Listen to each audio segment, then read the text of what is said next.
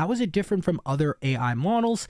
And also, how is it different and similar to OpenAI's O1 and O3? Strengths, weaknesses. I'm doing a YouTube video on this topic. So we can turn on DeepSeq R1 right here, the Deep Think.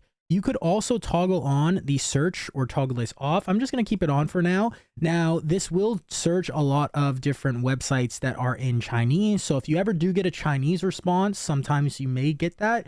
You can just say, hey, tell me in English. Now, if you have search on, you won't be able to upload a file, but if you don't have it on, then you could actually go ahead, upload a doc or an image. Let's go ahead and click send. As you can see, it is started its thinking process. So it's also first searching the web right here. So 50 resources were found.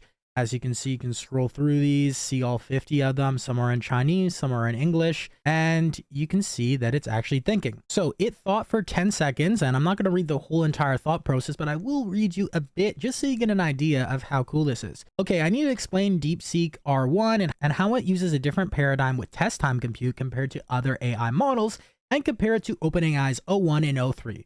Let me start by understanding what test time compute means. From the search results, test time compute refers to the computational resources used during inference, not during pre-training. This is a shift from focusing solely on pre-training with massive data to optimize how models think during actual use.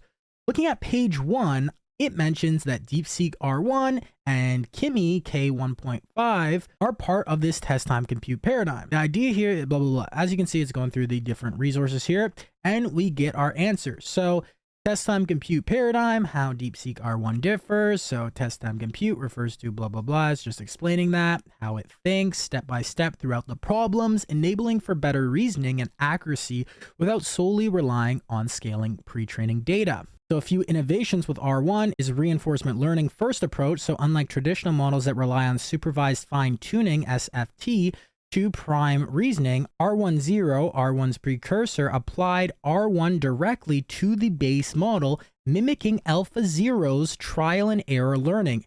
This allowed the model to develop reasoning behaviors like self-verification and reflection autonomously.